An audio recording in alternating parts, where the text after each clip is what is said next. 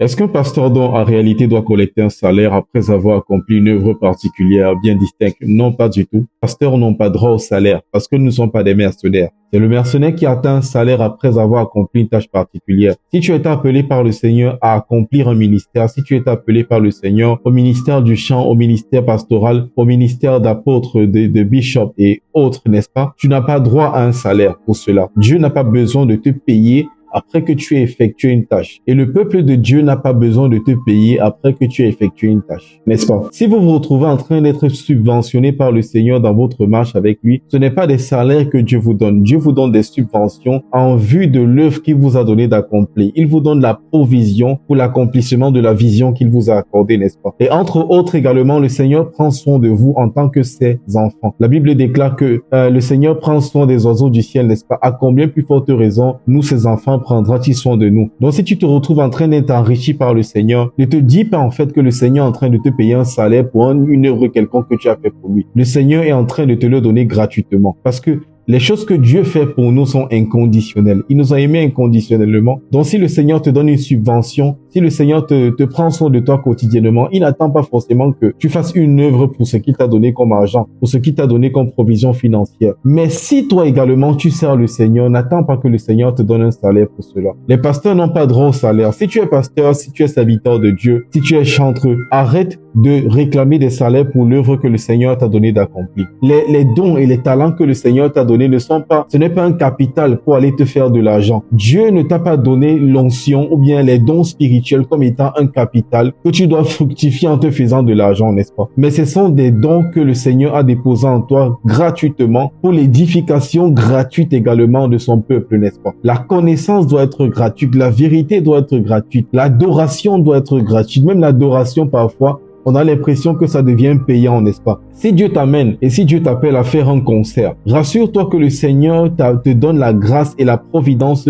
et la provision financière pour que tu puisses réaliser ce concert-là. Mais sinon, bien-aimé, ne vends pas l'adoration. Si le Seigneur, comme je vois beaucoup de serviteurs de Dieu, il y a beaucoup d'exemples dans le monde anglophone et je pense qu'il y a énormément beaucoup d'exemples dans d'autres points, n'est-ce pas? Il y a des serviteurs de Dieu qui parfois, un serviteur de Dieu en particulier que je connais bien qui, dans son ministère, a une structure qui permet de distribuer des livres, la connaissance gratuitement dans tout le monde à plusieurs personnes. Ce sont des bonnes initiatives. Bien-aimé, la connaissance n'est pas à vendre et les dons que le Seigneur t'a donnés ne sont pas à vendre. L'évangile est gratuit, l'adoration est gratuite, le service de Dieu est gratuit. Que ce soit un pauvre, un mendiant, un démuni, un sans-abri qui a besoin que tu pries pour lui, tu vas prier pour lui et il n'a pas besoin de te donner un salaire pour cela parce que tu n'es pas un mercenaire, tu es un pasteur, tu n'es pas un mercenaire, tu es évangéliste, tu n'es pas un mercenaire, tu es un chantre de l'Éternel, tu n'es pas un mercenaire, tu es un pianiste de l'Éternel, tu n'es pas un mercenaire, tu es un guitariste de l'Éternel. Si vous vous retrouvez dans une assemblée qui vous accorde un soutien financier, n'est-ce pas, en vue de l'œuvre que vous accomplissez dans cette assemblée en tant qu'instrumentiste ou dans une autre fonction, n'est-ce pas, ne vous dites pas que c'est un salaire. Ne fonctionnez pas avec Dieu dans un système de salariat. Dieu n'a pas besoin de vous payer pour son œuvre. Si vous avez besoin d'argent, demandez à Dieu inconditionnellement, il vous le donnera. Souvenez-vous de la parabole de l'enfant prodige dans Luc chapitre 15, n'est-ce pas? Le fils aîné qui était resté à la maison croyait que parce qu'il servait son père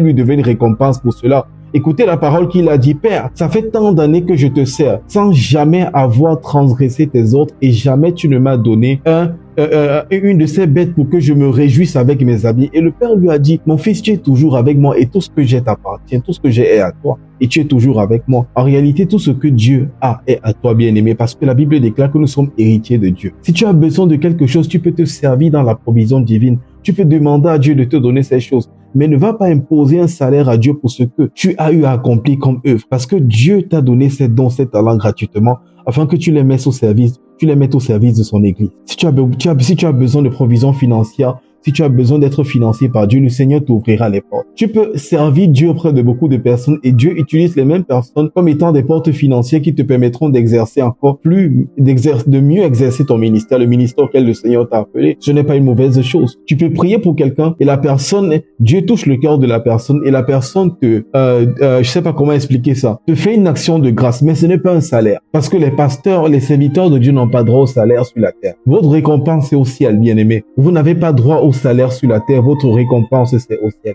Et c'est pour votre bien que le Seigneur me pousse à vous le dire. Parce que si vous servez Dieu sans attendre de salaire sur la terre, venant des personnes auprès desquelles vous servez Dieu, vous ne serez pas dirigé par l'argent dans votre service.